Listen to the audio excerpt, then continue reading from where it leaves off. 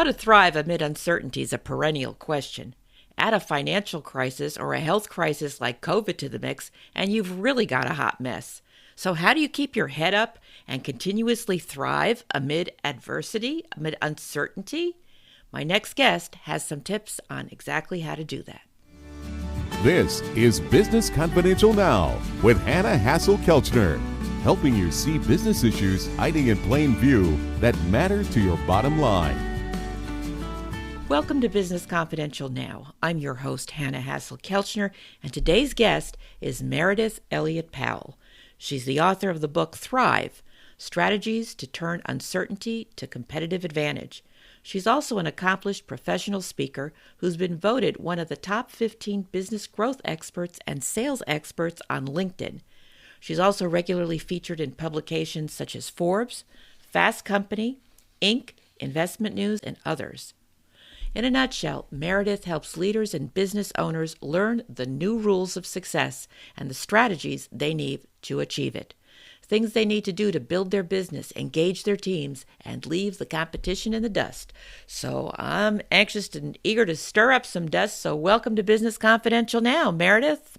Thank you. I'm excited to be here and really looking forward to kicking up a little dust. Me too. Now, I'm really intrigued by your book, Thrive, Strategies to Turn Uncertainty to Competitive Advantage. What inspired you to write that, and what did you learn about how to thrive amid adversity in the process? You know, it's such an interesting story. I actually became obsessed with the word uncertainty a couple of years ago, back in 2018 and 2019, when the economy was good and we had never heard of the COVID-20 crisis. But I was, much like probably a lot of your listeners, I would go into businesses and my clients, and I would always ask the question, how's business? Everybody would respond the same.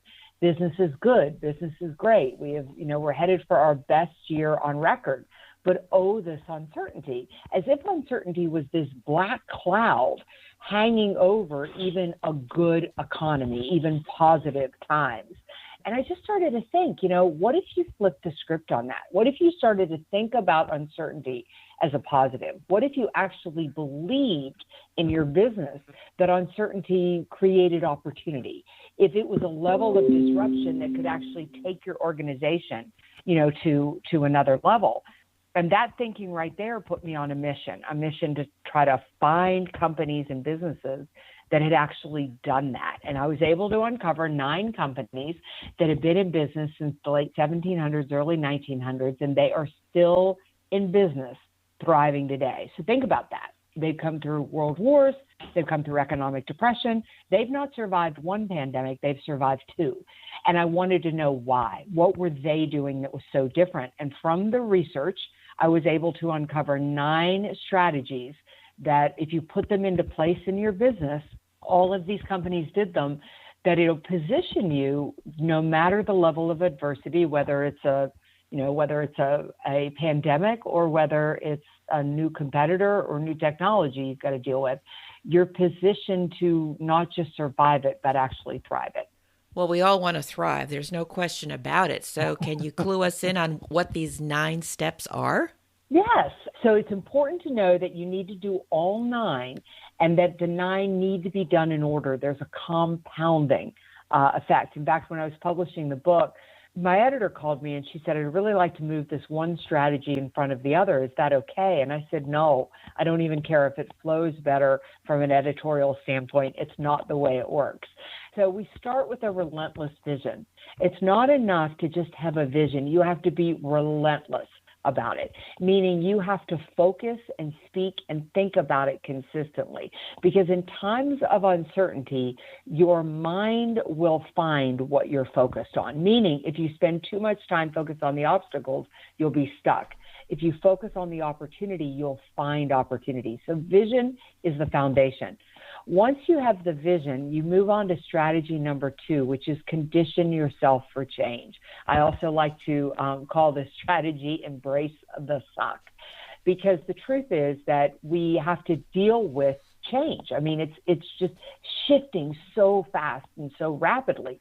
But here's the trick with it, is even the change gurus and experts are telling you how to manage change, how to deal with change once change shows up. But in uncertain times, if you wait for change to show up, you're behind the 8 ball. You've already lost the opportunity.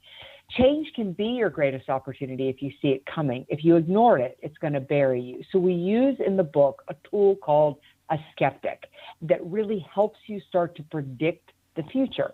Once you condition yourself for change, it is time for strategy number 3, which is to turn competition into collaboration. We've got a great story in the book about John Hannon, who founded Baker's Chocolate, a young Irishman who came to this country with no money at all, not a nickel in his pocket, not a penny. And through collaboration, through finding partners and working together, he was able to found and create what is now the oldest and largest chocolate company in the country. So you can't compete in times of uncertainty. You have to start to think about who you can work with, because time and speed are of the essence. Strategy number 4 is how you make decisions. This strategy blew me away when I read the book, because one of the biggest challenges in uncertainty is how do you make decisions when you don't know what's going to happen or what's going to be next. And the way that you make decisions, every company did it the same. You do it according to your core values. We call this strategy Know Your Core. You use them like a litmus test. If what is in front of you aligns with your core values, it's the right decision for you. If it doesn't, let it go. And somehow core values carry you through uncertainty. The biggest storms you'll ever face, they carry you through like this beautiful North Star or a compass that gets you where you need to go. Strategy number 5 is my favorite, and I could talk about it for hours, but it's how do you grow in the middle of uncertainty? And what people don't understand is uncertain times, the most troubling times, it's some of the best time for growth. But you have to understand how growth works. We call this strategy Secure Your Base. In other words, business grows from the inside out. You have to start by understanding your existing customers if you ever hope to attract new customers, because the problems that you solved before the crisis are not the same as you're solving during, are not the same as you're solving as you come out of the crisis. And the only way to grow in the middle of uncertainty is to be relevant, really relevant. And your customers can tell you how to be relevant. And speaking of connecting with customers, it just makes me think of connecting in general, which leads to strategy number 6, which is build your network. It will change your life. There is no problem you're facing, no issue you're confronted with that somebody in your network hasn't already solved or doesn't know somebody who couldn't help you achieve that problem. We have countless examples in the book, which are amazing.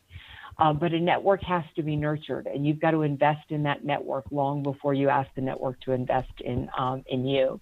Strategy number 7 is to strengthen your team. There's so little you can control in uncertain times, very, very little. But one thing you can control is the quality of the people you surround yourself with and the level to which you engage them. And we really talk on this strategy when you can't guarantee people a job, you can't guarantee them a raise, you can't guarantee them a future. What are the secrets to really engaging them and getting them to be as passionate as you are about the growth of your organization? Strategy 8 is to objectively look at your business through no fault of your own, no fault. The strategies that you're using right now will not work 6 months from now. Again, not your fault, but it's because your customers, the marketplace, regulations, policy, so much is shifting. So you have to be able to objectively look at your business and ask yourself, what's working, what isn't, and what do we need to be doing that we're not doing that could take us to another level. We call this strategy shed fast and keep moving. Just because it worked a year ago, don't go down that rabbit hole of believing it will work now. It will sink your business. And last but not least is to rinse and repeat. This is a strategy that needs to be worked over and over again. Well, Meredith, I have a feeling that we could do a show on each one of those steps. There is definitely a lot there. But I'd like to kind of go back to the very first step that you talked about, the vision and the mindset, and not getting stuck on the problems, but focusing on opportunities. I think that's great. My question is, how do you get people to shift their mindset? Because on a day-to-day basis, an entrepreneur, any business owner, but especially somebody that's more in more in a startup mode, they're doing nothing but putting out fires and fixing problems. And so it's really, really hard to sit back and think about your business and work on your business when you're constantly working in your business to fix stuff. So what advice would you have for somebody in that situation to shift their mindset? I mean, it's one thing to say, well, just shift your mindset. It's just like, well, go on a diet. It's like, great. Okay. But easier said than done. What practical advice do you have for somebody to really make that shift? So the reason we call it a relentless vision and not just a vision is because, and this is where I made the shift, is for years I've had a vision as part of my business strategy, but that's not what I'm talking about at all. If you came home with me and you got up with me in the morning, you would see that the very first thing that I do is I grab a cup of coffee and I kind of upstairs to my office and I sit down and I open my desk drawer and there's 3 note cards sitting in my desk drawer. And on those note cards are my vision. It's my vision for where I see my business, where I see my health, where I see my finances, where I see my relationships a year from now. I start every day reading those note cards. When I take a break at lunch, which, hey, I'm an entrepreneur too, so I get it. My lunch break is 2.30 seconds long, right? I read those note cards again. And before I shut my office down at night, they're the very last thing I read before I go home. Reading my note cards takes me 30 seconds, no longer than that. And it's not eloquent. It's not beautiful. It's just what I see. And I share those note cards with my team because I want my team focused there as well. But I am relentlessly focused on it. There's a great story in the book about a group of kids going whitewater rafting. And I'll just cut to the chase really quickly. The rapids were really too high for them to go down, but the kids really wanted to go. So the guide said, you can go as long as I put you through a 3-hour safety talk. And for 3 hours, she talked about all the obstacles they would hit. But she spent 3 times as much time focused on what she called the positive point, the calm water, where the raft needed to go. And she explained it like this. She said, I have to make you aware of the obstacles on the river. You need to know the dangers. But I'm going to immediately refocus your attention to the calm water. Because if I leave you focused on the rock, you'll hit it. But if I make you aware of the rock, you'll make a smart decision. And if I point you to the calm water, you'll be pulled there like a magnet. And as an entrepreneur, we have to be pulled there like a magnet. And the best way that I have found to do it is to have my little note cards. I read them 3 times a day. I do it every single day. And I invest 1.5 minutes in being relentlessly focused on my vision. But then my mind is set to find the things I'm looking for. That's interesting. And I just have to ask, in the course of doing that, have you ever found that it's changed your decision during the course of the day, in between the times that you've looked at your note cards?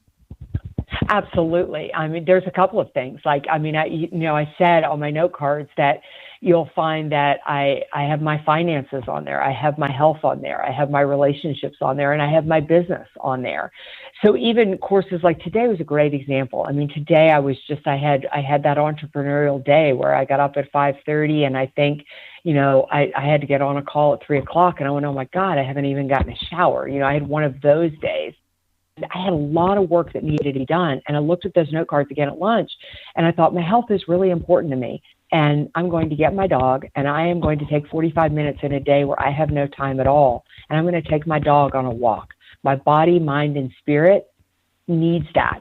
So that's a great example of it. It also, I have really big financial goals for my business. So it's completely changed how I categorize and prioritize my calendar, because my mindset is thinking I need to accomplish those things. So production and business revenue growth better be on here. I need to make time every day to make sales calls. I feel like it resets me consistently. The other thing is, when I read it at lunchtime, and I've had one of those days, and as an entrepreneur, I have bad days, but it excites me because now I see I've been doing it for over 16 months now. I'm seeing things on my note cards that I never believed would come to fruition. Love a success story. That's all really inspiring. And we all need inspiration. That's especially right. when we're trying to thrive amid uncertainty. I mean, that's what it's all about. In doing the research for your book, how did you identify the companies that helped shape this 9-step realization? Well, there were a couple of things. Number one is I literally started just by Googling. I thought, companies that have been around since the 1700s that are still here today. I mean, I kind of started that way. And lucky for me, there really aren't that many. Then a lot of them were companies that were started but got bought up by really big companies. Like technically JP Morgan has been around for over 250 years. But they've been every bank under the sun. They've been every merger. They've been everything. And I really, as I read through it, I found these companies that were closely held or family held. And that really, really appealed to me because I thought, I want to tell a story of a company that first of all, adhered to their customers versus their stockholders, and a company that made it through by really being focused on not getting big, but on still doing and selling what they loved. So the bulk of the companies are closely held or small. And then I wanted to throw in a couple of larger companies, like Procter & Gamble is one of the companies, but they had to adhere to a certain set of values. There are a lot of companies that have been around for a long time, but they kind of have speculative backgrounds, or they're so far away from what they originally started to do that it really just easily weeded down to these 9. And then here's kind of the cool thing about those 9, and it shouldn't have surprised me, but it did, is then their CEOs and their executive leadership teams were so approachable. They were so, I don't know, they still had this, you think you've been around for 250 years, you'd be quite full of yourselves. But they still had this kind of startup entrepreneurial attitude about them. One of the larger companies I interviewed was Jim Beam, and they're the ones I highlight on Condition Yourself for Change, because how they predicted the future and how they came through prohibition is just brilliant. Why all of their competitors were declaring bankruptcy. There's really something to be learned from that. But I was on LinkedIn Googling for a contact for LinkedIn on a Saturday night at like 8:00, and I found the CEO, and which is bizarre to me. And I sent him a message on LinkedIn, and about 8:25 he emailed me right back and was like, "Yeah, I'd love to talk to you." That's an incredible story. That really is. Not the kind of thing you would expect at all. Not at all. And so, but it shouldn't have surprised me because, again, my favorite part of this book is, while I give you strategies and all those types of things, the stories of these companies are first inspiring, but they're motivating. Because you look at a stationery company, Crane and Company, where we all write our beautiful thank you notes. What they had to do to get through the Civil War, when their supply chains and things were cut off, it's just incredible. And you look at that and you think, okay, if they could do that, I got enough grit in me. I can definitely do this. And again, it's the most. It shouldn't have surprised me because the qualities that started these companies are very much still alive in these companies today. That's good to know. When you're talking to business leaders and business owners that deal with these kinds of challenges, what should they focus on? Yeah, they should focus on first of all, I mean, it really does, right where you started it. It really does. It really does start with mindset. I think the easiest and simultaneously the hardest step is that first step. I can help you with every other step. I can give you the tools for how to condition yourself for change, how to choose who you're going to collaborate with, how to really get the right value so you make decisions. I can help you make money in the middle of your worst horrific nightmare. What I can't do for you is set your mindset. And you have to, an exercise I run my clients through is, I think it's very important because we all have anxiety around uncertainty. I mean, we've all had sleepless nights coming through COVID. We'll all have sleepless nights worrying about inflation. We'll all have sleepless nights worrying about supply chains. I mean, welcome to the life of an entrepreneur, But an exercise that I run my clients through, and I do for myself quite a bit, is to take everything that you're worried about, and brain dump it. Get it all out on a sheet of paper. Give it voice and articulate it. Then walk away. Come back an hour later and divide that list into what you can control and what you can't control. The difference between people who succeed and people who don't is they focus on what they can control and they forget about the rest. The biggest lesson I learned from this book is that success is not logical. It doesn't make sense. It wasn't the people with the most money. It wasn't the people with the best connections.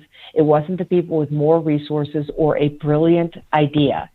It was the people who focused on what they can control. I'm going to go back to John Hannon, who's an Irish immigrant who shows up in the United States and he has no money, convinces people he doesn't know. And he's an Irishman at this time, which is a lineage we were quite prejudiced against at the time.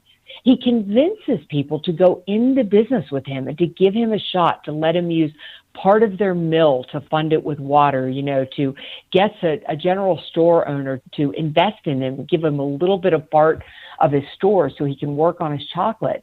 That it is, by all logical means, that man never should have been successful. But he was, because he focused on what he could control and just didn't worry about the rest. Some people would say, well, there was an element of luck involved with this. Don't underestimate luck. What do you think about that? I don't believe in luck. I don't believe in it at all, not one single ounce. I think that luck, if you have to call it luck, I think it happens because you put yourself out there and you do the right things. Like, when I talk about building your network, changing your life, Tom Fazio, one of the greatest golf course designers of our lifetime, wrote the foreword for my book, and I got the chance to interview him.